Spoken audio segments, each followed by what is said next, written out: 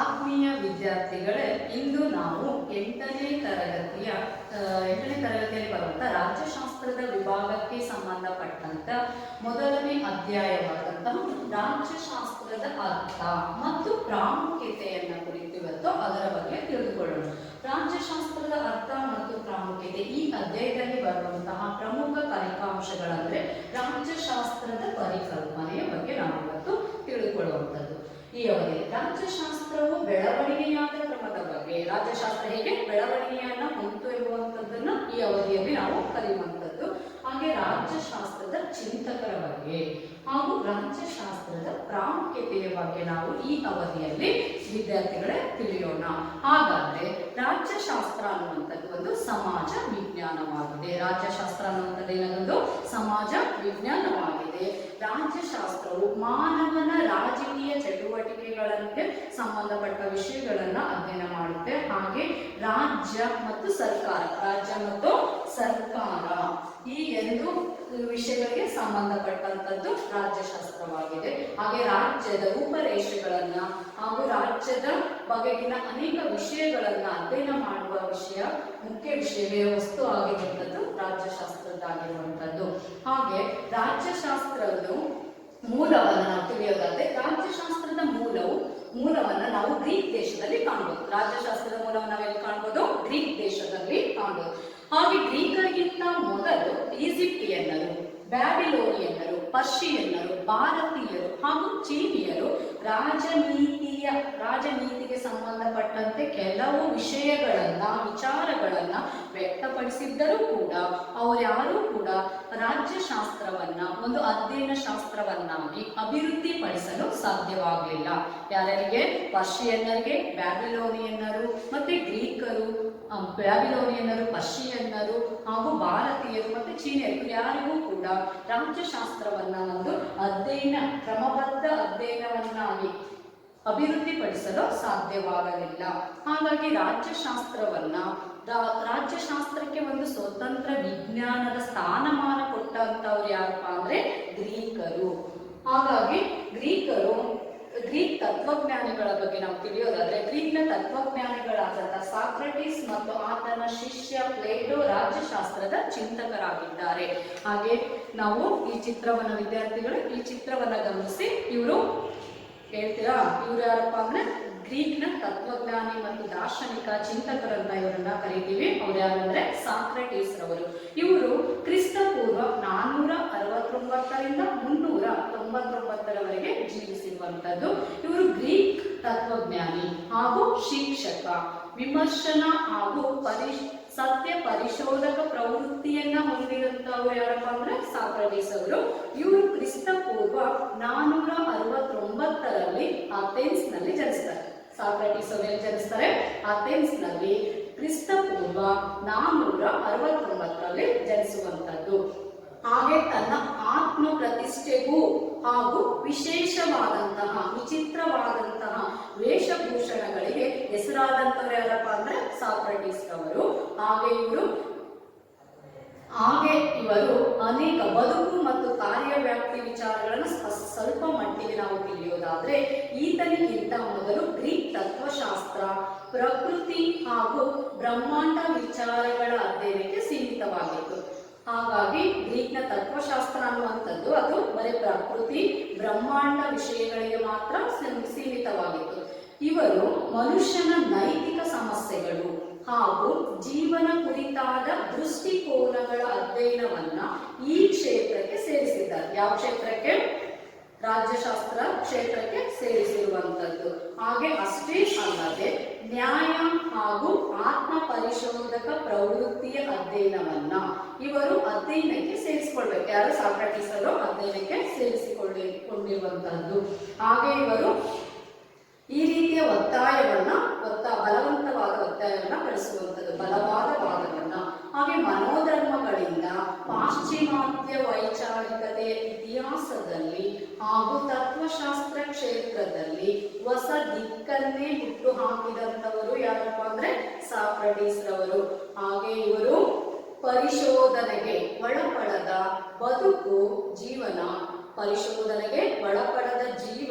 ಬದುಕಲು ಅನರ್ಹ ಎಂದು ಸಾಕ್ರಟೀಸ್ ಸಾಕ್ರೆಟಿಸ್ ರವರು ಹೇಳುವಂಥದ್ದು. ಈ ರೀತಿಯ ವಿಚಾರ ಕ್ರಾಂತಿಗೆ ಇವರು ಒಳಪಡದ ಅಂದ್ರೆ ವಿಚಾರ ಕ್ರಾಂತಿಗೆ ಆಹ್ವಾನವನ್ನ ನೀಡ್ತಾರೆ. ಏನಂತ?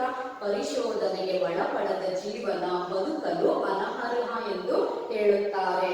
ಹಾಗೆ ಸಾವನ್ನ ಇವರು ಒಂದು ಆಲೋಚನಾ ವಿಧಾನ, ಅತ್ಯಂತ ಆಳವಾದ ಇವರ ಆಲೋಚನಾ ವಿಧಾನ ಹಾಗೆ ಸಾವನ್ನ ಇವರು ಅತ್ಯಂತ ಶಾಂತವಾಗಿ ಆಪ್ತವಾಗಿ ಬರಮಾಡಿಕೊಂಡು ಈತನ ರೀತಿಗಳು ಇವನನ್ನ ಉದಾತ್ತ ತತ್ವಜ್ಞಾನಿಯ ಪಂಕ್ತಿಗೆ ಸೇರಿಸಿದವು. ಹಾಗೆ ಇವರು ಸಾಧಿಸ ಹೊರಟಿದ್ದೆಲ್ಲ ಸತ್ಯವಾಗಿದ್ದರೂ ಒಪ್ಪಿದ ಮೌಲ್ಯಗಳನ್ನ ಕುರಿತ ಸತ್ಯ ಶೋಧನೆಯ ಪ್ರಾಮಾಣಿಕ ಪ್ರಯತ್ನಗಳಾಗಿದ್ದವು. ಇವರು ಏನೇ ಮಾಡಿರೋದು ಪ್ರಾಮಾಣಿಕ ಪ್ರಯತ್ನದಿಂದ ಮಾಡುವಂತಹ ಹೋರಾಟ ಮನೋಭಾವನೆಯನ್ನ ಸಾಕ್ರೆಟಿಸ್ ರವರು ಹೊಂದಿದ್ರು. ಹಾಗೆ ಮನುಷ್ಯನ ದೇಹ ಹಾಗೂ ಆತ್ಮಗಳ ಸಂಬಂಧಗಳನ್ನ ಕುರಿತಂತೆ ಆಲೋಚನೆಗಳನ್ನ ಹುಟ್ಟುಹಾಕಿದ ಮೊದಲ ತತ್ವಜ್ಞಾನಿ ಸಾಕ್ರೆಟಿಸ್ ರವರು ಆಗಿರುವಂತದ್ದು. ನೀತಿವಂತರಾಗಿ ಬಾಳಲು ನೈತಿಕ ಪ್ರಜ್ಞೆಯ ಬೆಳವಣಿಗೆಯ ಅವಶ್ಯಕತೆ ಇದೆ. ಮನುಷ್ಯ ನೀತಿವಂತನಾಗಿ ಬಾಳ್ಬೇಕಪ್ಪ ಅಂದ್ರೆ ಅವನಿಗೆ ನೈತಿಕ ಪ್ರಜ್ಞೆಯ ಬೆಳವಣಿಗೆಯ ಅವಶ್ಯಕತೆ ಅತಿ ಮುಖ್ಯ ಎಂದು ಭಾವಿಸಿರುವಂತವರು ಸಾಕ್ರೆಟಿಸ್ ರವರಾಗಿದ್ರು. ಈತ ನೈತಿಕ ಪ್ರಜ್ಞೆ ಹಾಗೂ ಆತ್ಮಸ್ಥೈರ್ಯಗಳನ್ನ ಕುರಿತು ವ್ಯಾಖ್ಯಾನಗಳನ್ನ ನೀಡಿದವರಲ್ಲಿ ಮೊದಲಿಗರೆಂದರೆ ಸಾಕ್ರೆಟಿಸ್ ರವರು. ಹಾಗಾಗಿ ತತ್ವಶಾಸ್ತ್ರ ಕ್ಷೇತ್ರದಲ್ಲಿ ಅದುವರೆಗೂ ಸಿದ್ಧಾಲೋಚನೆಗಳಿಂದ ತುಂಬಿದ್ದ ಎಲ್ಲಾ ರೀತಿಯ ಅಂಶಗಳನ್ನು ಸತ್ಯಾನ್ವೇಷಣೆಗೆ ಒಳಪಡಿಸಿದ್ದು ಸಾಕ್ರೆಟಿಸ್ ಅವರಾಗಿರ್ತಾರೆ. ಅಷ್ಟೇ ಅಲ್ಲದೆ ತಮ್ಮ ಶಿಷ್ಯರೆಲ್ಲರೂ ಇದೇ ಮನಸ್ಥಿತಿಯಲ್ಲೇ ಬೆಳೆಯಬೇಕೆಂದವರು ಇವರು ತಮ್ಮ ಶಿಷ್ಯರಿಗೆಲ್ಲರಿಗೂ ಅದೇ ರೀತಿಯ ತರಬೇತಿಯನ್ನು ಕೂಡ ಇವರು ಸಾಕ್ರೆಟಿಸ್ ಅವರು ನೀಡ್ತಾ ಇದ್ರು. ಹಾಗೆ ಪರಿಶೀಲಿಸದೆ ಯಾವುದನ್ನು ಕೂಡ ಒಪ್ಪಬಾರದೆನ್ನುವುದು ಇವರು ತತ್ವವಾಗಿತ್ತು. ಈ ತತ್ವವನ್ನ ಶಿಷ್ಯರಿಗೂ ಕೂಡ ಇವರು ಕಲಿಸ್ತಾ ಇದ್ರು. ಹಾಗೆ ಪ್ರಿಯವಾಗಿದ್ದರೂ ಕೂಡ ಇವರು ತನ್ನ ತತ್ವವು ಶಿಷ್ಯರಿಗೆ ಪ್ರಿಯವಾಗಿದ್ದರು. ಯಾವುದು ಪರಿಶೀಲಿಸದೆ ಯಾವುದನ್ನು ಒಪ್ಪಬಾರದೆಂಬುವಂತಹ ತತ್ವ ಶಿಷ್ಯರಿಗೆ ಪ್ರಿಯವಾಗಿದ್ದರೂ ಕೂಡ ಅಥೆನ್ಸಿನ ಹಿರಿಯ ನಾಗರಿಕರಿಗೆ ಅಪ್ರಿಯವಾಯಿತು. ಹಾಗಾಗಿ ಸಮಾಜದಲ್ಲಿ ಕಿರಿಕಿರಿ ಉಂಟು ಮಾಡುವಂತಹ ರಾಜಕೀಯ ವ್ಯಕ್ತಿ ಯಾರಾಗಿದ್ದಾರೆ? ಸಾಕ್ರೆಟಿಸ್ ಅವರಾಗಿದ್ದಾರೆ ಎನ್ನುವಂತ ತಪ್ಪು ಕಲ್ಪನೆಯಿಂದ, ತಪ್ಪು ಅಪವಾದದಿಂದ ಅವರು ಅಪಾದನೆಗೆ ಗುರಿಯಾಗ್ತಾರೆ. ಅದರ ಪರಿಣಾಮವಾಗಿ ಕ್ರಿಸ್ತಪೂರ್ವ 399ರಲ್ಲಿ ಇವರಿಗೆ ಮರಣದಂಡನೆಯನ್ನು ಶಿಕ್ಷೆಯನ್ನು ವಿಧಿಸ್ತಾರೆ. ಯಾರಿಗೆ? ಸಾಕ್ರೆಟಿಸ್ ರವರಿಗೆ. ಹಾಗೆ ಈ ಶಿಕ್ಷೆಯನ್ನು ಅತ್ಯಂತ ಶಾಂತವಾಗಿ ಸ್ವೀಕರಿಸಿದ ಈತ ತನ್ನ ಸ್ನೇಹಿತರು ಹಾಗೆ ಅನುಯಾಯಿಗಳೊಂದಿಗೆ ವಿಷ ಸೇವಿಸಿ ಸಾವನ್ನ ಅಪ್ತಾರೆ. ಹಾಗೆ ಇವರು ಶಿಷ್ಯರು ಕೂಡ ಇವರ ಸಾವಿನ ಸುದ್ದಿಯಿಂದ ವಿಷವನ್ನು ಸೇವಿಸಿ ಅವರು ಕೂಡ ಸಾವನ್ನ ಅಪ್ತಾರೆ. ಸರಿ ತಪ್ಪು, ಸುಗುಣ ದುರ್ಗುಣ ಇವನ್ನು ಕುರಿತು ಅಶಾಸ್ತ್ರೀಯ ಹಾಗೂ ಅವ್ಯವಸ್ಥಿತ ಚಿಂತನೆಯನ್ನ ಮಾಡುತ್ತಾ ನನಗೆ ಸಿಕ್ಕವರೊಂದಿಗೆ ಚರ್ಚಿಸುತ್ತಾ ಸಾಕ್ರೆಟಿಸ್ ಆಗಿದ್ದು ನಿಜ. ಈ ವಿಚಾರವಾಗಿ ಸಾಮಾನ್ಯ ಜನರಲ್ಲಿ ಪ್ರಚಲಿತವಾಗಿದ್ದ ಅಭಿಪ್ರಾಯಗಳು ಎಷ್ಟೊಂದು ವಿವಾದ ಅಭ್ಯಾಸಗಳನ್ನ ಉಂಟು ಮಾಡಿದ್ದವು ಎಂಬುದನ್ನ ಇಲ್ಲಿ ತಿಳಿಸಲು. ಹಾಗೆ ಪರಿಹಾರಗಳತ್ತ ಸಾಗುತ್ತಾ ಇದ್ರು. ಎಷ್ಟೇ ಸಮಸ್ಯೆಗಳಿದ್ರು ಅವುಗಳಿಗೆ ಪರಿಹಾರವನ್ನು ಹುಡುಕುವತ್ತ ಇವರು ಸಾಗ್ತಾ ಇದ್ರು. ಈತ ಹೇಳುವ ನ್ಯಾಯ ಒಳ್ಳೆಯ ಪ್ರಜೆಯ ಸದ್ವರ್ತನೆ ಅವನ ಸುನೀತಿ ಅಥವಾ ಧರ್ಮದ ಆದರ್ಶ ಪ್ರಜಾಪ್ರಭುತ್ವದಲ್ಲಿ ಸಾಧಿಸಬೇಕಾದ ಮೌಲ್ಯ ಹಾಗೂ ತನ್ನ ರಿಪಬ್ಲಿಕ್ ಗ್ರಂಥದಲ್ಲಿ ಈತ ಒಂದು ಸುಸಂಘಟಿತವಾದ ರಾಜ್ಯ ವ್ಯವಸ್ಥೆಯಲ್ಲಿಯ ಸಾಮಾಜಿಕ ವರ್ತನೆಯ ಆಧಾರದ ಮೇಲಿಂದ ಮಾತ್ರ ವ್ಯಕ್ತಿಯ ನೈತಿಕತೆಯನ್ನು ನಿರೂಪಿಸುತ್ತಾನೆ. ಅದೇ ಜೀವನಕ್ಕೆಲ್ಲ ಅಂತಿಮ ಮೌಲ್ಯವೂ ಮೂಲಾಧಾರವು ಎಂದು ಸಾಕ್ರೆಟಿಸ್ ರವರು ತಿಳಿಸುತ್ತಾರೆ. ಈ ರೀತಿಯಾಗಿ ಸಾಕ್ರೆಟಿಸ್ ಅವರು ತಮ್ಮದೇ ಆದಂತಹ ವಿಶಿಷ್ಟವಾದಂತಹ ಕೊಡುಗೆಯನ್ನ ನೀಡಿರೋದ್ರಿಂದ ಇವರನ್ನ ಗ್ರೀಕ್ನ ತತ್ವಜ್ಞಾನಿ ಮತ್ತು ದಾರ್ಶನಿಕ ಚಿಂತಕ ಎಂದು ಕರೆಯಲಾಗುತ್ತೆ. ಹಾಗೆ ಇವರ ಶಿಷ್ಯನನ್ನ ಗಮನಿಸೋದಾದ್ರೆ ವಿದ್ಯಾರ್ಥಿಗಳು ಈ ಭಾವಚಿತ್ರ ಗಮನಿಸ್ತಾ ಇದ್ರೆ ಇವರು ಸಾಕ್ರೆಟಿಸ್ ರವರ ಶಿಷ್ಯ ಪ್ಲೇಟೋ. ಇವರು ಕ್ರಿಸ್ತಪೂರ್ವ 429ರಿಂದ ಇವರು 343ರವರೆಗೆ ಇವರು ಜೀವಿಸುವಂತದ್ದು. ಇವರು ಗ್ರೀಕ್ ದೇಶದ ಮಹಾನ್ ತತ್ವಜ್ಞಾನಿಗಳಲ್ಲಿ ಅಗ್ರಗಣ್ಯರು. ಯಾರು? ಪ್ಲೇಟೋ ಅವರು. ಇತಿಹಾಸದಲ್ಲಿ ಇವರು ಉನ್ನತ ಸ್ಥಾನವನ್ನ ಹೊಂದಿರುವಂತವರು. ಹುಟ್ಟಿದ್ದು ಅಥೆನ್ಸ್ನ ಶ್ರೀಮಂತ ಕುಟುಂಬದಲ್ಲಿ ಇವರು ಜನಿಸ್ತಾರೆ. ಹಾಗೆ ಇವರು ಒಂದು ವಿಶ್ವವಿದ್ಯಾನಿಲಯವನ್ನ ಸ್ಥಾಪಿಸಿ ನಡೆಸಿದ್ದನ್ನಲ್ಲದೆ ಅಧ್ಯಯನ ಸಂಶೋಧನೆಗಳಲ್ಲಿ ಹೆಚ್ಚು ಕಾಲ ಕಳೆಯುತ್ತಾರೆ. ಆದರೆ ಭೌತಿಕ ಚಿಂತನೆಯ ಸಾಹಸಗಳಲ್ಲಿ ಶೋಧನೆಗಳಲ್ಲಿ ಈತನನ್ನ ಸರಿಗಟ್ಟುವವರು ಯಾರೂ ಇರಲಿಲ್ಲ. ಯಾವುದರಲ್ಲಿ? ಭೌತಿಕ ಚಿಂತನೆಯ ಸಾಹಸಗಳಲ್ಲಿ ಹಾಗೂ ಸಂಶೋಧನೆಗಳಲ್ಲಿ ಪ್ಲೇಟೋ ಅವರನ್ನ ಸರಿಗಟ್ಟುವವರು ಯಾರು ಇರಲಿಲ್ಲ ಎನ್ನುವಂಥದ್ದನ್ನು ನಾವಿಲ್ಲಿ ಗಮನಿಸಬಹುದು. ಹಾಗೆ ಕ್ರಿಸ್ತಪೂರ್ವ 388ರ ಸುಮಾರಿಗೆ ಪ್ಲೇಟೋ ಅವರು ಸೈರೋಕ್ಯೂಸ್ ಎಂಬಂತ ಒಂದು ಒಡೆಯನಾದ ಮೊದಲನೆಯ ಡೈಲಿನಿಷಿಯಸ್ನ ಆಸ್ಥಾನವನ್ನು ಸಂದರ್ಶಿಸ್ತಾರೆ. ಅಲ್ಲಿ ಅನುಗ್ರಹಕ್ಕೆ ಬದಲಾಗಿ ಅವರಿಗೆ ಆಗ್ರಹಕ್ಕೆ ಗುರಿಯಾಗ್ತಾರೆ. ದ್ವೀಪಾಂತರದಲ್ಲಿ ಗುಲಾಮನಾಗಬೇಕಾಗಿದ್ದ ದುರ್ಗತಿ ಒದಗಿದ್ದು ಹೇಗೋ ಸುದೈವದಿಂದ ಮಿತ್ರನೊಬ್ಬನ ಸಕಾಲಿಕ ದ್ರವ್ಯ ಸಹಾಯದಿಂದ ದೂರವಾಯಿತು. ಇದೇ ಪ್ರವಾಸ ಕಾಲದಲ್ಲಿ ಪೈಥಾಗೋರಸರ ಪಂಥದ ಗಣಿತಶಾಸ್ತ್ರಜ್ಞನಾದಂತಹ ಮತ್ತೊಬ್ಬ ವ್ಯಕ್ತಿಯ ಸಂಪರ್ಕವನ್ನು ದೊರೆಯುತ್ತೆ. ಎಲ್ಲಾ ಶಾಸ್ತ್ರಗಳಿಗೂ ಪರಸ್ಪರ ಸಂಬಂಧ ಉಂಟು. ಪ್ಲೇಟೋ ಏನ್ ಹೇಳ್ತಾರೆ? ಎಲ್ಲಾ ಶಾಸ್ತ್ರಗಳಿಗೂ ಪರಸ್ಪರ ಸಂಬಂಧ ಉಂಟು ಎಂಬುದನ್ನು ಇವರು ಬಹಳ ತಿಳಿಸುವಂಥದ್ದು. ಹಾಗೆ ಮುಖ್ಯವಾಗಿ ಗಣಿತಶಾಸ್ತ್ರವಂತೂ ಎಲ್ಲ ಬಗೆಯ ಸಂಶೋಧನೆಗಳಿಗೂ ಉಪಕರಣವಾಗಬಲ್ಲದು. ಯಾವುದು? ಗಣಿತಶಾಸ್ತ್ರ ಎನ್ನುವಂಥದ್ದು ಇದು ಎಲ್ಲ ಸಂಶೋಧನೆಗಳಿಗೆ ಒಂದು ಉಪಕರಣವಾಗಬಲ್ಲಂಥದ್ದು ಎಂಬುದನ್ನ ಮನಗಂಡು ಇವರು ಅಥೆನ್ಸಿಗೆ, ಪ್ಲೇಟೋ ಅವರು ಏನ್ ಮಾಡ್ತಾರೆ? ಅಥೆನ್ಸಿಗೆ ಬಾರಡಿ ತಾತ್ವಿಕ ಸಂಶೋಧನೆಗೆ ಮೀಸಲಾದ ಒಂದು ವಿದ್ಯಾಕೇಂದ್ರವನ್ನು ಸ್ಥಾಪನೆ ಮಾಡ್ತಾರೆ. ಎಲ್ಲಿ? ಅಥೆನ್ಸ್ ನಲ್ಲಿ. ಆ ವಿದ್ಯಾಕೇಂದ್ರ ಕ್ರಿಸ್ತಪೂರ್ವ 387ರಲ್ಲಿ ಇವರು ಅಥೆನ್ಸ್ ನಲ್ಲಿ ವಿಶ್ವವಿದ್ಯಾಲಯವನ್ನ ಸ್ಥಾಪನೆ ಮಾಡ್ತಾರೆ. ನಂತರ ಅದು ಜಗತ್ತಿನ ಮೊದಲ ವಿಶ್ವವಿದ್ಯಾಲಯ. ಯಾವುದು? ಪ್ಲೇಟೋ ಅವರು ಸ್ಥಾಪಿಸಿರುವಂತ ವಿಶ್ವವಿದ್ಯಾಲಯ. ಆ ವಿಶ್ವವಿದ್ಯಾಲಯಕ್ಕೆ ಒಂದು ಹೆಸರನ್ನು ಇಡ್ತಾರೆ. ಆ ಹೆಸರೇನಪ್ಪಾ ಅಂದ್ರೆ ಅಕಾಡೆಮಿ ಎಂಬಂತ ಹೆಸರನ್ನ ಆ ವಿಶ್ವವಿದ್ಯಾಲಯಕ್ಕೆ ಇಡುವಂತದ್ದು. ಹಾಗೆ ಪ್ಲೇಟೋನಲ್ಲಿ ತಾರ್ಕಿಕ ಸೂಕ್ಷ್ಮ ವೈಚಾರಿಕ ಪ್ರಖರತೆ, ಹಾಗೆ ಋಷಿಯ ಮತ್ತು ಮಹಾಕವಿಯ ದರ್ಶನ ಪ್ರತಿಭೆ, ಧರ್ಮಶಾಸ್ತ್ರಕಾರನ ನೀತಿ ನಿಷ್ಠೆ, ಈ ಮೂರು ಅಪೂರ್ವ ತ್ರಿವೇಣಿ ಸಂಗಮವಿದೆ. ಇದೇ ಇವನ ವೈಶಿಷ್ಟ್ಯ. ಪ್ಲೇಟೋ ಅವರ ವೈಶಿಷ್ಟ್ಯತೆ ಏನಪ್ಪಾ ಅಂದ್ರೆ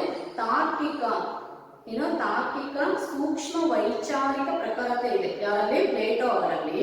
ಹಾಗೆ ಋಷಿಯ ಮತ್ತು ಮಹಾಕವಿಯ ದರ್ಶನ ಪ್ರತಿಭೆ, ಮಹಾಕವಿಗಳಿಗಿರುವಂತಹ ಪ್ರತಿಭೆ ಪ್ಲೇಟೋ ಅವರಿಗೂ ಕೂಡ ಆ ಪ್ರತಿಭೆ ಇತ್ತು ಎನ್ನುವಂಥದ್ದು. ಹಾಗೆ ಧರ್ಮಶಾಸ್ತ್ರಕಾರನ ನೀತಿ ನಿಷ್ಠೆ, ಒಬ್ಬ ಧರ್ಮಶಾಸ್ತ್ರಕಾರ ಹೇಗೆ ಅವರ ನೀತಿ ನಿಷ್ಠೆನ ಹೊಂದಿರ್ತಾರ ಅಂತಹ ಗುಣಗಳು ಪ್ಲೇಟೋ ಅವರಲ್ಲೂ ಕೂಡ ಇದ್ವು. ಅವರ ವೈಶಿಷ್ಟ್ಯತೆಯಾಗಿತ್ತು.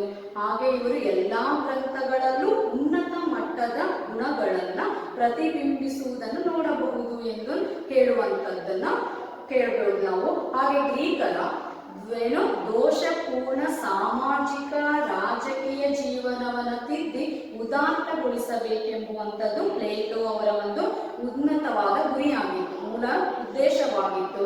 ಎಲ್ಲಿ? ಅಥೆನ್ಸ್ನಲ್ಲಿರುವಂತಹ, ಅಥೆನ್ಸ್ನ ಸಮಾಜದಲ್ಲಿರುವಂತಹ ದೋಷಪೂರ್ಣ ರಾಜಕೀಯ ಸಾಮಾಜಿಕ ಸ್ಥಿತಿಯನ್ನ, ಅಲ್ಲಿರುವಂತಹ ಸಮಸ್ಯೆಗಳಿಗೆ ಸೂಕ್ತ ಪರಿಹಾರಗಳನ್ನ ಸೂಚಿಸಬೇಕೆನ್ನುವಂಥದ್ದು ಪ್ಲೇಟೋ ಅವರ ಒಂದು ಮುಖ್ಯ ಗುರಿಯಾಗಿತ್ತು. ಹಾಗೆ ಆ ನೆಲೆಯಲ್ಲಿ ಅಥೆನ್ಸ್ನ ಸಮಾಜವನ್ನ ಅವ್ರು ಏನ್ ಮಾಡ್ತಾ ಇದ್ರು? ಆಳವಾಗಿ ವಿಶಾಲವಾಗಿ ಕೂಡ ಅವರು ಅಧ್ಯಯನವನ್ನ ಮಾಡಿದ್ರು. ಅಲ್ಲಿರುವಂತಹ ಸಮಸ್ಯೆಗಳಿಗೆ ಸುಧಾರಣೆಗಳನ್ನ, ಮಾರ್ಗದರ್ಶನವನ್ನ ಮಾಡಬೇಕು, ಸೂಚಿಸಬೇಕು ಅನ್ನುವಂಥದ್ದು ಅವರ ಗುರಿಯಾಗಿತ್ತು. ಇದಕ್ಕಾಗಿ ಇವರು ತುಂಬಾ ಶ್ರಮವನ್ನ ಪಟ್ಟಿದ್ದಾರೆ. ಎಲ್ಲಿ? ಅಥೆನ್ಸ್ನಲ್ಲಿರುವಂತಹ ದೋಷಪೂರ್ಣ ಸಾಮಾಜಿಕ ರಾಜಕೀಯ ಜೀವನವನ್ನ ಸರಿಪಡಿಸೋದಕ್ಕೋಸ್ಕರ ಅವರು ಪ್ಲೇಟೋ ಅವರು ಅಥೆನ್ಸ್ನಲ್ಲಿ ತುಂಬಾ ಶ್ರಮವನ್ನ ವಹಿಸಿರುವಂತದ್ದನ್ನು ನಾವು ವಿದ್ಯಾರ್ಥಿಗಳಲ್ಲಿ ಗಮನಿಸಬಹುದಾಗಿದೆ. ಹಾಗೆ ಇವರು ಪ್ರಜಾಪ್ರಭುತ್ವಕ್ಕೆ ನೆಲೆಯಾಗಿದ್ದಂತಹ ಅಥೆನ್ಸ್ ಸಮಾಜವನ್ನ ಆಳವಾಗಿ ವಿಶಾಲವಾಗಿ ಅಧ್ಯಯನ ಮಾಡಿಬಿಟ್ಟು ಅಲ್ಲಿರುವ ಲೋಪದೋಷಗಳನ್ನ ಅರಿತು ಅವುಗಳನ್ನ ಸುಧಾರಣಾ ಮಾರ್ಗಸೂಚಿಯನ್ನ ಸೂಚಿಸುವಂಥದ್ದು, ಅದಕ್ಕಾಗಿ ತುಂಬಾ ಶ್ರಮ ಪಡುವಂಥದ್ದು. ಈ ಸಮಕಾಲೀನ ಸಮಸ್ಯೆಯ ಪರಿಹಾರ ದೊರೆಯಲು ಮೂಲಭೂತ ತಾತ್ವಿಕ ಆಧಾರದ ಅಗತ್ಯ ಉಂಟು. ಅಥೆನ್ಸ್ನಲ್ಲಿರುವಂತಹ ಸಾಮಾಜಿಕ ರಾಜಕೀಯ ವಿಚಾರಗಳಿಗೆ ತಾತ್ವಿಕ ಆಧಾರದ ಪರಿಹಾರಗಳು ಅಗತ್ಯ ಎಂಬುದನ್ನ ಅವರು ಪ್ಲೇಟೋ ಅವರು ಮನಗಂಡಿದ್ದರು. ಹಾಗೆ ಮಾನವನ ಜೀವನ ಶಾಶ್ವತ ನೀತಿ ಮೌಲ್ಯಗಳ ಸಂಶೋಧನೆಗೆ ಹೊರಟು ಇವರು ಚಿಂತನಾಧಾರೆ ಎಲ್ಲಾ ಮುಖಗಳಲ್ಲಿಯೂ ಆದರ್ಶವಾಗಿ ಎದ್ದು ಕಾಣುವಂಥದ್ದು. ಹಾಗೆ ನಾವು ವಿದ್ಯಾರ್ಥಿಗಳೇ ಗಮನಿಸಬೇಕು, ಪ್ಲೇಟೋ ಅವರ ವಾದದಲ್ಲಿ ಕೆಲವೊಂದು ಮೂಲಭೂತ ಗ್ರಹಿಕೆಗಳಿವೆ. ಅವರು ವಾದ ಮಾಡುವಂತಹ ವಾದದಲ್ಲಿ ಮೂಲಭೂತ ಗ್ರಹಿಕೆಗಳಿದ್ದಾವೆ. ಅವುಗಳಲ್ಲಿ ಮೂರನ್ನ ಕೂಡಿಸಿಕೊಂಡು ಒಂದು ಸಮಂಜಸ ತರ್ಕಯುಕ್ತ ರೂಪರೇಷೆಯನ್ನು ನಿರ್ಧರಿಸಬಹುದು. ಮೊದಲನೇದಾಗಿ ಪರಸ್ಪರ ಎಷ್ಟೇ ಕ್ರಿಯೆ ಹಾಗೂ ಪ್ರತಿಕ್ರಿಯೆಗಳಿದ್ದರೂ, ಪರಸ್ಪರ ಎಷ್ಟೇ ಕ್ರಿಯೆ ಮತ್ತು ಪ್ರತಿಕ್ರಿಯೆಗಳಿದ್ದರೂ ಕೂಡ ಸ್ವತಂತ್ರ ಅಸ್ತಿತ್ವವುಳ್ಳ ವಿಭಿನ್ನ ವಸ್ತುಗಳಿಗೆ ನಮ್ಮ ಭೌತಿಕ ಜಗತ್ತಿನಲ್ಲಿ ಆಸ್ಪದವಿದೆ ಎಂಬುದನ್ನು ಭಾವಿಸುವುದು ಶಕ್ಯವಿದೆ. ಅಷ್ಟೇ ಅಲ್ಲ, ಬಾಹ್ಯ ಜಗತ್ತಿನ ವಸ್ತುಗಳು ಅದನ್ನ ಕುರಿತು ನಮ್ಮ ಅರಿವು ಸಂಬಂಧವಿಲ್ಲದೆ ತಮ್ಮ ಸ್ವತಂತ್ರ ಅಸ್ತಿತ್ವವನ್ನ ಪಡೆದಿರುವಂತೆ ಭಾಸವಾಗುತ್ತದೆ. ಸಾಮಾನ್ಯ ಅಥವಾ ಜಾತಿ ಮತ್ತು ವ್ಯಕ್ತಿಗಳ ವಾಸ್ತವ ಸಂಬಂಧವನ್ನ ನಿರ್ದೇಶಿಸಲೆಂದೇ ಪ್ಲೇಟೋ ತುಂಬಾ ಶ್ರಮವನ್ನ ಪಟ್ಟಿದ್ದಾರೆ. ಹಾಗೆ ಇವರು ತನ್ನ ಜ್ಞಾನ ಮತ್ತೆ ಪ್ರಪಂಚದಲ್ಲಿ ಅತ್ಯಂತ ಕ್ರಿಯಾಶೀಲ ತತ್ವವೆಂದರೆ ಜ್ಞಾನವೇ ಎಂದು ಇದನ್ನ ತೀರ್ಮಾನಿಸಿದರು. ನೀತಿ ಮತ್ತು ನಡತೆಯನ್ನ ನಿಯಮಿಸುವ ತತ್ವಗಳು ಯಾವುದೆಂಬುದು ಕೂಲಂಕುಷವಾಗಿ ವಿಮರ್ಶೆಯನ್ನ ನೀತಿಶಾಸ್ತ್ರ, ರಾಜ್ಯಶಾಸ್ತ್ರ ಎರಡಕ್ಕೂ ಅನ್ವಯಿಸುವಂತೆ ಮೊಟ್ಟ ಮೊದಲು ಮಾಡಿದ ಯಶಸ್ಸು ಪ್ಲೇಟೋ ಅವರಿಗೆ ಸೇರುತ್ತದೆ. ಪ್ಲೇಟೋ ಅವರು ಏನ್ ಮಾಡ್ತಾರೆ, ಇಲ್ಲಿ ನೀತಿ ಮತ್ತು ನಡತೆಯನ್ನ ನಿಯಮಿಸುವ ತತ್ವಗಳು ಯಾವುದೆಂಬುದರ ಕೂಲಂಕುಷವಾದ ವಿಮರ್ಶೆಯನ್ನ ನೀತಿಶಾಸ್ತ್ರ, ರಾಜ್ಯಶಾಸ್ತ್ರಗಳೆರಡಕ್ಕೂ ಅನ್ವಯಿಸುವಂತೆ ಮೊಟ್ಟ ಮೊದಲ ಬಾರಿಗೆ ಇವರು ಯಶಸ್ಸನ್ನ ಕಂಡಂತವರು ಪ್ಲೇಟೋ ಅವರಾಗಿದ್ದಾರೆ. ಪ್ಲೇಟೋ ಪ್ರಭಾವ ಅಸಂಖ್ಯ. ತತ್ವ ಚಿಂತಕರ ಮೇಲೆ ಹೇಗೋ ಹಾಗೆ ಅಗಣಿತ ಕವಿಗಳ ಮೇಲೂ ಕೂಡ ಅನೇಕ ಶತಮಾನಗಳವರೆಗೆ ಅಪಾರವಾದಂತಹ ಪ್ರಭಾವವನ್ನು ಬೀರಿದ್ದಾರೆ. ಇವರು ಸ್ಫೂರ್ತಿ ಪಡೆದ ತತ್ವಜ್ಞಾನಿಗಳು. ಇವರ ಸ್ಫೂರ್ತಿಯನ್ನು ಪಡೆದಂತಹ ತತ್ವಜ್ಞಾನಿಗಳು ಯುರೋಪಿನಲ್ಲಿ ಇಲ್ಲವೆನ್ನಬಹುದೇ. ಇವರ ತತ್ವ ಪ್ರಸಾರಕ್ಕೆ ಮುಂದಾಗ್ತಾರೆ. ಪ್ಲೇಟೋ ಅವರ ಶಿಷ್ಯರೆಲ್ಲರೂ ಪ್ಲೇಟೋ ಅವರ ತತ್ವಗಳನ್ನ ಪ್ರಚಾರ ಮಾಡಲು ಮುಂದಾಗುವಂಥದ್ದು. ಹಾಗೆ ಇಲ್ಲಿ ತತ್ವಶಾಸ್ತ್ರವೆಂದರೇನು ಏನೆಂದು ಯಾರಾದರೂ ಕೇಳಿದರೆ ಪ್ಲೇಟೋ ಅವರನ್ನ ಓದಿ ತಿಳಿ ಎಂದು ಉತ್ತರಿಸಿದಂತೆ. ಇಲ್ಲಿ ನಾವೇನಾದ್ರು ತತ್ವಶಾಸ್ತ್ರ ಅಂದ್ರೆ ಏನಪ್ಪಾ ಅಂದ್ರೆ ಪ್ಲೇಟೋ ಅವ್ರನ್ನ ನಾವು ತಿಳ್ಕೊಂಡ್ರೆ ಸಾಕು, ಅದು ತತ್ವಶಾಸ್ತ್ರವನ್ನ ಅಧ್ಯಯನ ಮಾಡಿದಂತೆ ಎಂಬುವ ಮಾತನ್ನ ಇಲ್ಲಿ ಹೇಳುತ್ತಾರೆ. ತತ್ವಶಾಸ್ತ್ರ ಎಂಬ ಪದವನ್ನ ಮೊದಲು ಬಳಸಿದವರೇ ಪ್ಲೇಟೋ ಅವರು. ಹಾಗಾಗಿ ಅವರನ್ನ ಸರ್ವಾಂಗೀಣವಾಗಿ ವಿವೇಚಿಸಿದವನು ಆತನೇ ಪ್ಲೇಟೋ. ಬರೆದದ್ದೆಲ್ಲ ಹೆಚ್ಚಾಗಿ ಸಂವಾದ ಅಥವಾ ಸಂಭಾಷಣೆಯ ಶೈಲಿಯಲ್ಲಿಯೇ ಇರುವಂಥದ್ದು. ಈ ರೀತಿ ನಾವು ಗ್ರೀಕ್ನ ತತ್ವಜ್ಞಾನಿಯಾದಂತಹ ಪ್ಲೇಟೋ ಅವರ ಬಗ್ಗೆ ಸವಿಸ್ತಾರವಾಗಿ ತಿಳಿದ್ವಿ. ಹೀಗೆ ನಂತರ ಇವರ ಮತ್ತೊಬ್ಬ ಶಿಷ್ಯರಾದಂತಹ ಯಾರು ಅರಿಸ್ಟಾಟಲ್ ರವರನ್ನ ಗಮನಿಸೋಣ. ಚಿತ್ರವನ್ನು ಗಮನಿಸ್ತಾ ಇದ್ದೀರಾ? ಇವರು ಅರಿಸ್ಟಾಟಲ್ ರವರು. ಇವರು ಕ್ರಿಸ್ತಪೂರ್ವ 384ರಿಂದ 322ರವರೆಗೆ ಇವರು ಜೀವಿಸಿರುವಂಥದ್ದು. ಗ್ರೀಕ್ ದೇಶದ ಪ್ರಸಿದ್ಧ ತಾತ್ವಿಕ ಚಿಂತಕರಾದಂತಹವರು. ಇವರು 17ನೇ ವಯಸ್ಸಿನಲ್ಲಿ ಶಿಕ್ಷಣವನ್ನ ಪಡೆಯೋದಕ್ಕೆ ಅಥೆನ್ಸ್ ಪಟ್ಟಣಕ್ಕೆ ಹೋಗ್ತಾರೆ. ಅಲ್ಲಿ ಪ್ಲೇಟೋ ನಿರ್ಮಿಸಿದಂತಹ ವಿಶ್ವವಿದ್ಯಾಲಯ ಅಕಾಡೆಮಿ ಎಂಬಂತಹ ವಿಶ್ವವಿದ್ಯಾನಿಲಯದಲ್ಲಿ 20 ವರ್ಷಗಳ ಕಾಲ ಉನ್ನತ ವ್ಯಾಸಂಗವನ್ನ ಇವರು ಮಾಡುವಂಥದ್ದು. ಯಾರು? ಅರಿಸ್ಟಾಟಲ್ ರವರು. ಹಾಗೆ ಪ್ಲೇಟೋ ಅವರು ಇವರನ್ನ ತಮ್ಮ ವಿದ್ಯಾಪೀಠದ ವಿಚಾರ ಚೈತನ್ಯವೆಂದು ಕರೆದಿದ್ದಾರೆ. ಗುರು ಏನನ್ನು ಬೋಧಿಸಿದರೂ ಅರಿಸ್ಟಾಟಲ್ ಅದಕ್ಕೆ ಪ್ರತಿಯಾದ ಪಕ್ಷವನ್ನ ಮಂಡಿಸದೆ ಬಿಡುತ್ತಿರಲಿಲ್ಲ. ಅರಿಸ್ಟಾಟಲ್ ರವರು ಪ್ಲೇಟೋ ಅವರು ಏನನ್ನೇ ಬೋಧಿಸಿದ್ರು ಕೂಡ, ಏನೇ ವಿಚಾರಧಾರೆಯನ್ನ ಅವರಿಗೆ ತಿಳಿಸ್ಕೊಟ್ರು ಕೂಡ ಇವ್ರು ಏನ್ ಮಾಡ್ತಾ ಇದ್ರು, ಅದಕ್ಕೆ ಪ್ರತಿವಾದದ ಪಕ್ಷವನ್ನ ಮಂಡಿಸದೆ ಬಿಡುತ್ತಿರಲಿಲ್ಲ. ಯಾರು? ಅರಿಸ್ಟಾಟಲ್ ರವರು. ಹಾಗಾಗಿ ಪ್ಲೇಟೋ ಅವರು ತಮ್ಮ ಸ್ವಂತ ಅಭಿಪ್ರಾಯಗಳನ್ನ ತಿಳಿಸಲು ಅವಕಾಶ ಮಾಡಿಕೊಟ್ಟಿದ್ದಾರೆ. ಅವರಿಗೆ ಪ್ಲೇಟೋ ಅವರು ಅರಿಸ್ಟಾಟಲ್ ರವರಿಗೆ ತಮ್ಮ ಸ್ವಂತ ಅಭಿಪ್ರಾಯಗಳನ್ನ ತಿಳಿಸುವಲು ಒಳ್ಳೆ ಅವಕಾಶವನ್ನ ಮಾಡಿಕೊಟ್ಟಿದ್ರು. ಹಾಗೆ ಸ್ಪಷ್ಟಪಡಿಸ್ತಾ ಇದ್ರು. ಅರಿಸ್ಟಾಟಲ್ನ ವಿಚಾರ ನಿಷ್ಠೆಯನ್ನ ವ್ಯಕ್ತಪಡಿಸ್ತಾ ಇತ್ತು. ಅವರೆಷ್ಟೋ ವಿಚಾರ ಉಳ್ಳಂತವರಾಗಿದ್ರು ಅನ್ನುವಂಥದ್ದು. ಅರಿಸ್ಟಾಟಲ್ ತನ್ನ ಆದರ್ಶ ಗುರುವಿನ ಶಿಷ್ಯ. ಪ್ಲೇಟೋ ಅವರ ಆದರ್ಶ ಶಿಷ್ಯ ಯಾರಪ್ಪ ಅಂದ್ರೆ ಅರಿಸ್ಟಾಟಲ್ ರವರಾಗಿದ್ರು. ಕ್ರಿಸ್ತಪೂರ್ವ 335ರಲ್ಲಿ ಅಥೆನ್ಸ್ ನಲ್ಲಿ ಲಿಷಿಯಂ ಎಂಬ ತನ್ನ ವಿದ್ಯಾಪೀಠವನ್ನು ಸ್ಥಾಪಿಸಿ ಕ್ರಿಸ್ತಪೂರ್ವ 323ರವರೆಗೆ 12 ವರ್ಷಗಳ ಕಾಲ ಇವರು ಆಚಾರ್ಯರಾಗಿ ಅಲ್ಲಿ ಕೆಲಸವನ್ನ ನಿರ್ವಹಿಸ್ತಾರೆ. ನಂತರ ನಿಧಾನವಾಗಿ ಅರಿಸ್ಟಾಟಲ್ ರವರು ಶಿಷ್ಯವೃಂದಕ್ಕೆ ಪಾಠವನ್ನ ಹೇಳುತ್ತಾ ಮತ್ತೆ ಅಲ್ಲಿಯೇ ಕೂಡ ಒಂದು ಶಾಲೆಯನ್ನು ಇವರು ಪ್ರಾರಂಭ ಮಾಡ್ತಾರೆ. ಆ ಶಾಲೆಯ ಹೆಸರೇನಪ್ಪ ಅಂದ್ರೆ ಪೆಟಿಟಿಕ್ ಎಂಬಂತ ಶಾಲೆ. ಹಾಗೆ ಅಲ್ಲಿ ಅನುಯಾಯಿಗಳು ಹೆಚ್ಚಾಗ್ತಾರೆ. ಹಾಗೆ ಇವರ ತತ್ವಗಳನ್ನು ಪ್ರಚಾರ ಮಾಡಲು ಮುಂದಾಗುವಂಥದ್ದು. ಪ್ಲೇಟೋನಂತೆ ಅರಿಸ್ಟಾಟಲ್ ಕೂಡ ಕೆಲವು ಸಂವಾದಗಳನ್ನು ಕೂಡ ಏನ್ ಮಾಡಿದ್ದಾರೆ, ಬರೆದಿದ್ದಾರೆ. ಹಾಗೆ ಅರಿಸ್ಟಾಟಲ್ ತರ್ಕಶಾಸ್ತ್ರಕ್ಕೆ ಮಾಡಿದ ಮಹದೋಪಕಾರವೆಂದರೆ ಸಾಮಾನ್ಯಗಳು ಪ್ರತ್ಯೇಕಗಳಿಂದ ಬೇರೆ ಆಗುತ್ತವಲ್ಲ ಎಂಬುದನ್ನು ಸ್ಪಷ್ಟಪಡಿಸಿದ್ದು, ಸಾಮಾನ್ಯವೂ ಪ್ರತ್ಯೇಕವೂ ಒಂದಕ್ಕೊಂದು ಆಂತರಿಕವಾದವು, ಒಂದನ್ನೊಂದು ಬಿಟ್ಟು ಇರಲಾರವು ಎಂಬುದನ್ನ ತಿಳಿಸಿ ಆತ ಪ್ಲೇಟೋನ ಜ್ಞಾನ ಮೀಮಾಂಸೆಯನ್ನ ಪರಿಪೂರ್ಣಗೊಳಿಸಿದ. ಭೌತ ವಸ್ತು ಆಕಾಶ, ಹಾಗೆ ಕಾಲ, ಚಲನೆ ಮತ್ತು ಹಾಗೆ ಅರಿಸ್ಟಾಟಲ್ನ ಭೌತಶಾಸ್ತ್ರದ ಮೂಲ ಭಾವನೆಗಳು. ಅವನ ಅಭಿಪ್ರಾಯದಲ್ಲಿ ಭೌತ ವಸ್ತು ತೀರಾ ಜಡವಾದವು, ಭೌತ ವಸ್ತುಗಳು ತೀರಾ ಜಡವಾದವುಗಳು, ಚಲನೆ ಇಲ್ಲದ್ದು, ಅದು ಬರಿದಾದದ್ದು, ಅನಂತವಲ್ಲದ್ದು, ಆಕಾಶದಲ್ಲಿ ನೇತು ಬಿದ್ದಿರುವ ವಸ್ತುವಾಗಿದೆ. ಅರಿಸ್ಟಾಟಲ್ಗೆ ಬಾಲ್ಯದಿಂದ ಪ್ರಾಣಿಶಾಸ್ತ್ರದಲ್ಲಿ ಅತಿಶಯವಾದಂತ ಆಸಕ್ತಿಯನ್ನ ನಾವು ಕಾಣಬಹುದಾಗಿದೆ. ಹಾಗೆ ಅರಿಸ್ಟಾಟಲ್ ರವರು ಮನೋಶಾಸ್ತ್ರದಲ್ಲಿ ವೈಜ್ಞಾನಿಕ ವಿಷಯಗಳು ತಾತ್ವಿಕ ವಿಷಯಗಳಿಗೂ ಮಿಲನವಾಗಿವೆ.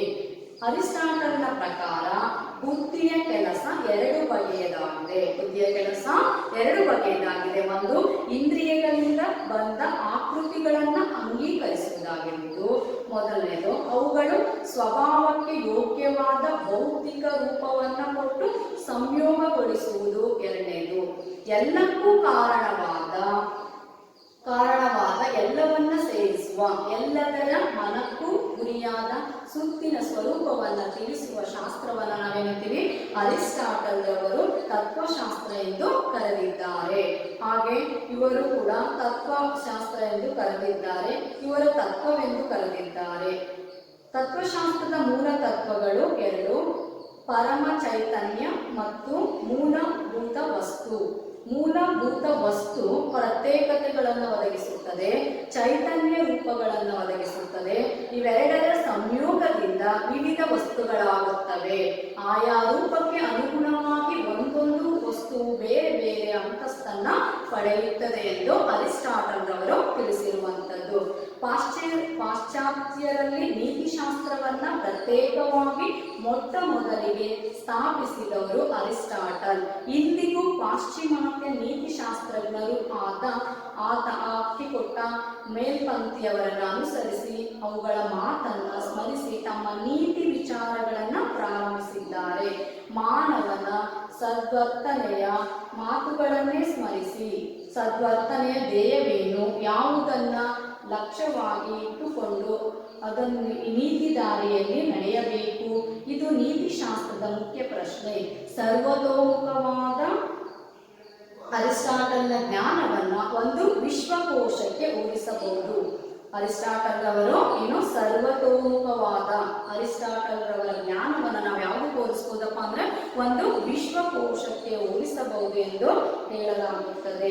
ನಾವು ವಿಶ್ವಕೋಶದಿಂದ ಪಡೆಯಬಹುದಾದ ಜ್ಞಾನ ಅಪಾರವಾದರೂ ಆಳವಾದದ್ದಲ್ಲ.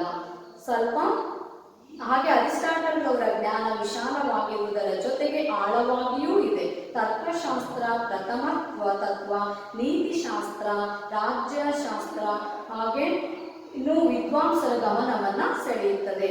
ಹಾಗೆ ಇವರ ಭಾವನೆಗಳು ಚಿರಸ್ಮರಣೀಯವಾಗಿವೆ. ಈ ರೀತಿಯ ಅರಿಸ್ಟಾಟಲ್ ರವರನ್ನು ಕೂಡ ನಾವು ಗ್ರೀಕ್ನ ತತ್ವಜ್ಞಾನಿ, ದಾರ್ಶನಿಕ ಚಿಂತಕ ಎಂದು ಕರೆಯುತ್ತೇವೆ. ನಂತರ ನಾವು ಇಲ್ಲಿ ಹಾಗಾದ್ರೆ ಮಕ್ಕಳ ಒಂದು ಅಂಕದ ಪ್ರಶ್ನೆ ಏನಪ್ಪಾ ಅಂದ್ರೆ ಗ್ರೀಕ್ನ ದಾರ್ಶನಿಕರು ಅಥವಾ ಗ್ರೀಕ್ನ ತತ್ವಜ್ಞಾನಿಗಳನ್ನ ಹೆಸರಿಸಿ ಅಂದ್ರೆ ಯಾರು? Socrates, Plato, Aristotle. ಇವರು ಗ್ರೀಕ್ನ ತತ್ವಜ್ಞಾನಿಗಳು. ಹಾಗೆ ಪ್ಲೇಟೋ ತನ್ನ ರಿಪಬ್ಲಿಕ್ ಎಂಬಂತಹ ಮಹಾಕೃತಿಯನ್ನ ಬರೆದಿದ್ದಾರೆ. ಈ ರಿಪಬ್ಲಿಕ್ ಎಂಬಂತಹ ಮಹಾಕೃತಿಯಲ್ಲಿ ಪ್ರಥಮ ಬಾರಿಗೆ ರಾಜ್ಯ ಮತ್ತು ಸರ್ಕಾರದ ಸ್ವರೂಪ ಹಾಗೂ ಅವುಗಳ ಕರ್ತವ್ಯಗಳ ಬಗ್ಗೆ ಚರ್ಚಿಸಿದ್ದಾರೆ. ಪ್ಲೇಟೋ ಅವರು ಬರೆದ ಕೃತಿ ಯಾವುದಾದ್ರೆ ರಿಪಬ್ಲಿಕ್ ಎಂಬಂತಹ ಕೃತಿಯನ್ನ ಬರೆದರು. ರಿಪಬ್ಲಿಕ್ ಕೃತಿ ಯಾವ ವಿಷಯಗಳ ಬಗ್ಗೆ ತಿಳಿಸುತ್ತಪ್ಪ ನಮ್ಗೆ ಅಂದ್ರೆ ಸರ್ಕಾರ ಮತ್ತು ರಾಜ್ಯ, ರಾಜ್ಯ ಮತ್ತು ಸರ್ಕಾರ, ಆ ರಾಜ್ಯ ಮತ್ತು ಸರ್ಕಾರದ ಸ್ವರೂಪ ಹೇಗಿರುತ್ತೆ ಹಾಗೆ ಅವುಗಳ ಕರ್ತವ್ಯಗಳ ಬಗ್ಗೆ ನಾವಿಲ್ಲಿ ಸಂಪೂರ್ಣವಾಗಿ ವಿವರವನ್ನ ತಿಳಿಯಬಹುದು. ನಂತರ ಅರಿಸ್ಟಾಟಲ್ ರವರನ್ನ ರಾಜ್ಯಶಾಸ್ತ್ರದ ಪಿತಾಮಹ ಎಂದು ಕರೆಯುತ್ತೇವೆ. ಯಾರನ್ನ ನಾವು ರಾಜ್ಯಶಾಸ್ತ್ರದ ಪಿತಾಮಹ ಎಂದು ಕರೆಯುತ್ತೇವೆ? ಅರಿಸ್ಟಾಟಲ್ ರವರನ್ನ. ಅರಿಸ್ಟಾಟಲ್ ರವರನ್ನ ರಾಜ್ಯಶಾಸ್ತ್ರದ ಪಿತಾಮಹ ಎಂದು ಏಕೆ ಕರೆಯುತ್ತೇವಪ್ಪ ಅಂದ್ರೆ ಅರಿಸ್ಟಾಟಲ್ ರವರು ರಾಜ್ಯಶಾಸ್ತ್ರವನ್ನ ಒಂದು ಕ್ರಮಬದ್ಧ ಅಧ್ಯಯನ ಶಾಸ್ತ್ರವನ್ನಾಗಿ ಮಾಡಿದ್ದಾರೆ. ಹಾಗೆ ರಾಜ್ಯಶಾಸ್ತ್ರ ಎಂಬಂತಹ ಪದವನ್ನು ಮೊಟ್ಟ ಮೊದಲ ಬಾರಿಗೆ ಅವರು ಅರಿಸ್ಟಾಟಲ್ ಅವರು ತಮ್ಮ ಪಾಲಿಟಿಕ್ಸ್ ಎಂಬಂತಹ ಕೃತಿಯಲ್ಲಿ ಬಳಸಿರೋದ್ರಿಂದ ಅವರನ್ನು ನಾವು ರಾಜ್ಯಶಾಸ್ತ್ರದ ಪಿತಾಮಹ ಎಂದು ಕರೆಯಲಾಗುತ್ತೆ. ಯಾರನ್ನ ರಾಜ್ಯಶಾಸ್ತ್ರ ಪಿತಾಮಹ ಎಂದು ಕರಿತೀವಿ? ಅರಿಸ್ಟಾಟಲ್ ರವರನ್ನ. ಹಾಗೆ ಅರಿಸ್ಟಾಟಲ್ ಅವರು ಬರೆದಂತ ಗ್ರಂಥ ಯಾವ್ದಪ್ಪ ಅಂದ್ರೆ ಪಾಲಿಟಿಕ್ಸ್. ಈ ಪಾಲಿಟಿಕ್ಸ್ ಎಂಬಂತ ಕೃತಿಯು ಕೂಡ ರಾಜ್ಯದ ಉಗಮ ಮತ್ತೆ ಬೆಳವಣಿಗೆ, ಅಲ್ಲಿಯ ಲಕ್ಷಣಗಳು, ರೂಪರೇಷೆಗಳನ್ನ ತಿಳಿಯೋದಕ್ಕೆ ನಮಗೆ ತುಂಬಾ ಸಹಕಾರಿಯಾಗುವಂತದ್ದು. ಹಾಗೆ ಕೌಟಿಲ್ಯನು ರಚಿಸಿದಂತ ಯಾವುದು ಅರ್ಥಶಾಸ್ತ್ರ. ಈ ಅರ್ಥಶಾಸ್ತ್ರದಲ್ಲೂ ಕೂಡ ರಾಜಕೀಯ ನೀತಿಗಳ ಬಗ್ಗೆ ಬಹಳಷ್ಟು ವಿವರಗಳನ್ನ ನಾವಿಲ್ಲಿ ತಿಳಿಯಬಹುದು. ಯಾವುದರಲ್ಲಿ? ಕೌಟಿಲ್ಯನ ರಚಿಸಿದ ಕೃತಿ ಯಾವ್ದಪ್ಪ, ಗ್ರಂಥ ಯಾವ್ದಪ್ಪ ಅಂದ್ರೆ ಅರ್ಥಶಾಸ್ತ್ರ. ಅರ್ಥಶಾಸ್ತ್ರದ ಕರ್ತೃ ಯಾರಂದ್ರೆ ಕೌಟಿಲ್ಯ. ಈ ಕೌಟಿಲ್ಯನು ರಚಿಸಿದ ಅರ್ಥಶಾಸ್ತ್ರದಲ್ಲೂ ನಾವು ಯಾವುದರ ಬಗ್ಗೆ ಹೆಚ್ಚು ವಿಷಯಗಳನ್ನು ತಿಳಿಬಹುದಪ್ಪ ಅಂದ್ರೆ ರಾಜಕೀಯ ನೀತಿಗಳ ಬಗ್ಗೆ ನಾವು ಹೆಚ್ಚು ವಿಷಯಗಳನ್ನ ತಿಳಿಯಬಹುದು. ಹಾಗೆ ಗ್ರೀಕರು ಕೂಡ ಇಲ್ಲಿ ತಮ್ಮ ಎಲ್ಲ ಸಮಸ್ತ ರಾಜಕೀಯ ಚಟುವಟಿಕೆಗಳಿಗೆ ಅನ್ವಯವಾಗುವಂತಹ ನಿಟ್ಟಿನಲ್ಲಿ ಅವರು ಯಾವುದು ಪಾಲಿಟಿಕ್ಸ್ ಎಂಬಂತಹ ಪದವನ್ನು ಬಳಸ್ತಾರೆ. ಯಾರು? ಗ್ರೀಕರು. ಯಾವ ಪದವನ್ನ? ಪಾಲಿಟಿಕ್ಸ್ ಎಂಬ ಪದವನ್ನ ಬಳಸ್ತಾರೆ. ಪಾಲಿಟಿಕ್ಸ್ ಅಂದ್ರೆ ಏನಂದ್ರೆ ರಾಜಕಾರಣ ಎಂಬ ಪದ. ರಾಜಕಾರಣ, ಪಾಲಿಟಿಕ್ಸ್ ಎಂಬ ಪದ ನಗರ ರಾಜ್ಯ ಎಂಬ ಅರ್ಥವುಳ್ಳ ಪದ. ಪಾಲಿಟಿಕ್ಸ್ ಎಂಬ ಪದ ನಗರ ರಾಜ್ಯ ಎಂಬ ಅರ್ಥವುಳ್ಳ ಪದವಾಗಿದೆ. ಹಾಗೆ ಮೂಲ ಗ್ರೀಕ್ ಪದವಾದ ಪೊಲೀಸ್ ಪದದಿಂದ ಪಾಲಿಟಿಕ್ಸ್ ಎಂಬ ಪದವು ಹುಟ್ಟಿಕೊಂಡಿರುವುದನ್ನು ನಾವಿಲ್ಲಿ ನೋಡಬಹುದು. ಯಾವ ಪದದಿಂದ? ಗ್ರೀಕ್ನ ಮೂಲ ಪದ ಯಾವುದು? ಪೊಲೀಸ್. ಈ ಪೊಲೀಸ್ ಎಂಬ ಪದದಿಂದ ಪಾಲಿಟಿಕ್ಸ್ ಎಂಬ ಪದವು ಹುಟ್ಟಿ ಬಂದಿದೆ. ಹಾಗೆ ನಾವು ರಾಜ್ಯಶಾಸ್ತ್ರದ ಅರ್ಥವನ್ನ ತಿಳಿಯೋದಾದ್ರೆ ರಾಜ್ಯಶಾಸ್ತ್ರವನ್ನ ನಾವು ಇಂಗ್ಲಿಷ್ ನಲ್ಲಿ ಪೊಲಿಟಿಕಲ್ ಸೈನ್ಸ್ ಅಂತ ಕರಿತೀವಿ. ಏನಂತ ಕರಿತೀವಿ? ಪೊಲಿಟಿಕಲ್ ಸೈನ್ಸ್ ಅಂತ ಕರಿತೀವಿ. ರಾಜ್ಯಶಾಸ್ತ್ರದ ಮೂಲ, ಬೆಳವಣಿಗೆ, ಸ್ವರೂಪ ಹಾಗೂ ಆಡಳಿತ ಪದ್ಧತಿ, ರಾಜ್ಯದ ಆಡಳಿತ ಪದ್ಧತಿ, ರಾಜ್ಯದ ಕಾರ್ಯವ್ಯಾಪ್ತಿ, ಹಾಗೆ ಪೌರರ ಹಕ್ಕು, ಕರ್ತವ್ಯ ಮತ್ತು ಬಾಧ್ಯತೆಗಳ ಬಗ್ಗೆ ಇನ್ನು ಮುಂತಾದ ವಿಷಯಗಳನ್ನ ಕುರಿತು ಅಧ್ಯಯನ ಮಾಡುವ ಶಾಸ್ತ್ರವನ್ನು ನಾವೇನಂತ ಕರಿತೀವಪ್ಪ ಅಂದ್ರೆ ರಾಜ್ಯಶಾಸ್ತ್ರ ಎಂದು ಕರೀತೇವೆ. ರಾಜ್ಯಶಾಸ್ತ್ರ ಅಂದ್ರೆ ಏನಂದ್ರೆ ರಾಜ್ಯದ ಮೂಲ, ಬೆಳವಣಿಗೆ, ಸ್ವರೂಪ, ಆಡಳಿತ ಪದ್ಧತಿ, ರಾಜ್ಯದ ಕಾರ್ಯವ್ಯಾಪ್ತಿ, ಪೌರರ ಹಕ್ಕು ಮತ್ತು ಬಾಧ್ಯತೆಗಳನ್ನು ಮುಂತಾದ ವಿಷಯಗಳನ್ನು ಕುರಿತು ಅಧ್ಯಯನ ಮಾಡುವ ಶಾಸ್ತ್ರವನ್ನ ರಾಜ್ಯಶಾಸ್ತ್ರ ಎಂದು ಕರೆಯುತ್ತೇವೆ. ಹಾಗೆ ಭೂತ, ಭವಿಷ್ಯತ್ ಮತ್ತು ಭೂತ, ವರ್ತಮಾನ ಹಾಗೂ ಭವಿಷ್ಯದ ರಾಜಕೀಯ ಸಂಸ್ಥೆಗಳ ಬಗ್ಗೆ ಹಾಗೂ ರಾಜಕೀಯ ಕಾರ್ಯಗಳು ಹಾಗೂ ರಾಜಕೀಯ ಸಿದ್ಧಾಂತಗಳ ಬಗ್ಗೆ ಅಧ್ಯಯನ ಮಾಡುವ ಶಾಸ್ತ್ರವನ್ನು ನಾವೇನಂತ ಕರಿತೀವಿ? ರಾಜ್ಯಶಾಸ್ತ್ರ ಎಂದು ಕರೆಯುತ್ತೇವೆ. ಈ ರೀತಿಯಾಗಿ ರಾಜ್ಯ, ಸರ್ಕಾರ ಹಾಗೂ ಮಾನವ ರಾಜಕೀಯ ಚಟುವಟಿಕೆಗಳನ್ನು ಕುರಿತು ಅಧ್ಯಯನ ಮಾಡುವ ವಿಷಯವನ್ನೇ ನಾವೇನಂತ ಕರಿತೀವಿ? ರಾಜ್ಯಶಾಸ್ತ್ರ ಎಂದು ಕರೆಯುತ್ತೇವೆ. ರಾಜ್ಯ, ಸರ್ಕಾರ ಹಾಗೂ ಮಾನವನ ರಾಜಕೀಯ ಚಟುವಟಿಕೆಗಳನ್ನು ಕುರಿತು ಅಧ್ಯಯನ ಮಾಡುವ ಶಾಸ್ತ್ರವನ್ನ ಏನಂತ ಕರಿತೀವಿ? ನಾವು ರಾಜ್ಯಶಾಸ್ತ್ರ ಎಂದು ಕರೆಯುತ್ತೇವೆ.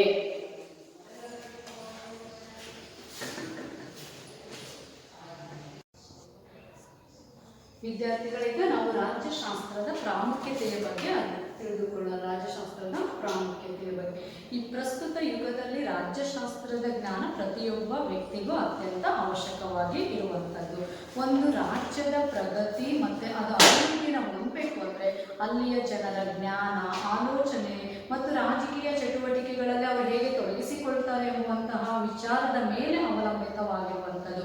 ಒಂದು ರಾಜ್ಯದ ಅಥವಾ ಒಂದು ದೇಶದ ಪ್ರಗತಿ ಮತ್ತು ಅಭಿವೃದ್ಧಿಯು ಆ ದೇಶದ ಜನರ ಜ್ಞಾನ, ಆಲೋಚನೆ ಹಾಗೂ ಆ ಜನರು ಭಾಗವಹಿಸುವಂತಹ ರಾಜಕೀಯ ಚಟುವಟಿಕೆಗಳ ಮೇಲೆ ಅವಲಂಬಿಸಿರುವುದನ್ನು ನಾವು ಗಮನಿಸ್ತೀವಿ. ರಾಜ್ಯಶಾಸ್ತ್ರವನ್ನು ಅಧ್ಯಯನ ಮಾಡುವುದರಿಂದ ನಮಗೆ ಏನು ಲಾಭಗಳು, ಏನು ಪ್ರಯೋಜನ ಆಗುತ್ತಪ್ಪ ಅಂದರೆ, ರಾಜ್ಯಶಾಸ್ತ್ರದ ಅಧ್ಯಯನದಿಂದ ರಾಜ್ಯ, ಸರ್ಕಾರ ಮತ್ತು ಮಾನವನ ರಾಜಕೀಯ ಚಟುವಟಿಕೆಗಳನ್ನು ಕುರಿತು ನಾವು ಅಧ್ಯಯನ ಮಾಡುವ ಶಾಸ್ತ್ರವನ್ನು ರಾಜ್ಯಶಾಸ್ತ್ರ ಎಂದು ಕರೀತೇವೆ. ಹಾಗಾಗಿ ರಾಜ್ಯಶಾಸ್ತ್ರ ಒಂದರ ಉಗಮ ಮತ್ತು ಬೆಳವಣಿಗೆಯನ್ನ ಅರ್ಥ ಮಾಡಿಕೊಳ್ಳಲು ನಮಗೆ ರಾಜ್ಯಶಾಸ್ತ್ರ ಸಹಕಾರಿಯಾಗುತ್ತದೆ. ಹಾಗೆ ರಾಜ್ಯಶಾಸ್ತ್ರವು ರಾಜ್ಯದ ಕಾರ್ಯಗಳಲ್ಲಿ ರಾಜಕೀಯ ಚಟುವಟಿಕೆಗಳು ಮತ್ತು ವಿವಿಧ ಸರ್ಕಾರಗಳು ತೊಡಗಿಸಿಕೊಳ್ಳುವುದರ ಬಗ್ಗೆ ನಮಗೆ ಮಾಹಿತಿಯನ್ನ ನೀಡುತ್ತದೆ. ಹಾಗಾಗಿ ನಾವು ರಾಜ್ಯಶಾಸ್ತ್ರವನ್ನ ಅಧ್ಯಯನ ಮಾಡುವಂಥದ್ದು ಇವತ್ತು ಅತ್ಯಂತ ಅವಶ್ಯಕವಾಗಿದೆ.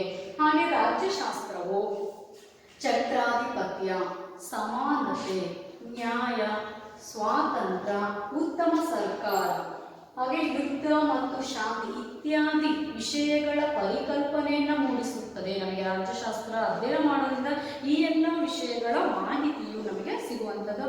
ಹಾಗೆ ಛತ್ರಾಧಿಪತ್ಯ ಹೇಗೆ ಉಗಮ ಆಯಿತು ಮತ್ತು ಹೇಗೆ ಬೆಳವಣಿಗೆಯನ್ನು ಹೊಂದಿತು, ಹಾಗೆ ಸಮಾನತೆ, ನ್ಯಾಯ, ಸ್ವಾತಂತ್ರ್ಯ ಇವುಗಳ ಉಗಮ ಮತ್ತು ಬೆಳವಣಿಗೆಯ ಬಗ್ಗೆ ಮಾಹಿತಿಯನ್ನು ನೀಡುತ್ತೆ.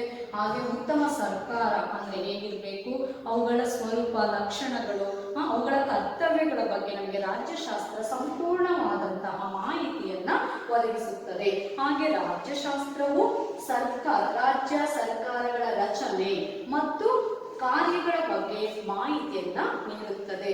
ಈ ಎಲ್ಲ ಮಾಹಿತಿಯನ್ನ ತಿಳಿಬೇಕು ಅಂದ್ರೆ ನಾವು ರಾಜ್ಯಶಾಸ್ತ್ರವನ್ನ ಅಧ್ಯಯನ ಮಾಡಲೇಬೇಕಾಗುತ್ತದೆ. ಅದು ಅತ್ಯಂತ ಅವಶ್ಯಕವಾಗಿದೆ. ಹಾಗೆ ರಾಜ್ಯಶಾಸ್ತ್ರವು ಭೂತ ಮತ್ತು ವರ್ತಮಾನ ಕಾಲದ ಚಟುವಟಿಕೆಗಳ ಬೆಳಕಿನ ಅಡಿಯಲ್ಲಿಯೇ ಅದೇನು ಮಾಡುತ್ತೆ, ಭವಿಷ್ಯದ ಚಟುವಟಿಕೆಗಳನ್ನ ಸೂಚಿಸಲು ಸಹಕರಿಸುವುದರ ಜೊತೆಗೆ ಆಧುನಿಕ ಕಲ್ಯಾಣ ರಾಜ್ಯದ ಸ್ಥಾಪನೆಗೆ ಸಹಕಾರಿಯಾಗುತ್ತದೆ. ಯಾವುದು? ರಾಜ್ಯಶಾಸ್ತ್ರ.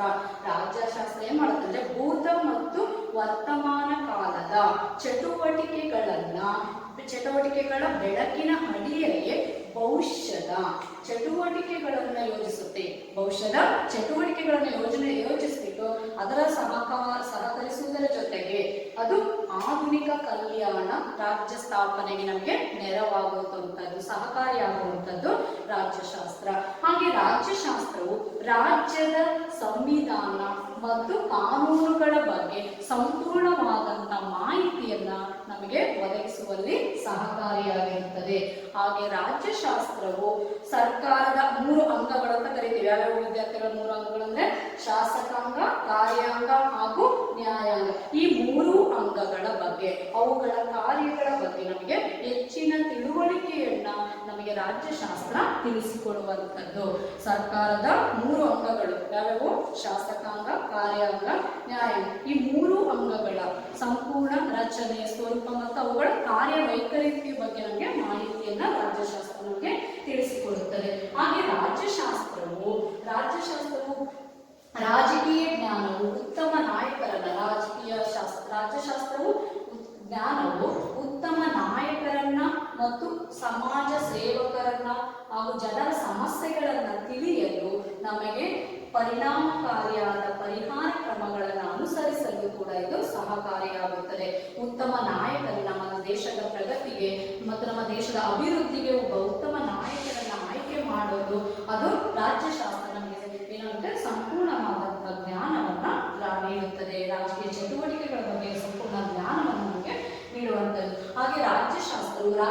ಸಂಸ್ಥೆಗಳಾದ ರಾಜಕೀಯ ಪಕ್ಷಗಳ ಬಗ್ಗೆ ಹಾಗೂ ಒಕ್ಕೂಟಗಳ ಬಗ್ಗೆ ಮತ್ತೆ ಸ್ಥಳೀಯ ಸಂಸ್ಥೆಗಳ ಬಗ್ಗೆ ಇತ್ಯಾದಿ ಮಾಹಿತಿಯನ್ನು ನಮಗೆ ನೀಡುತ್ತದೆ.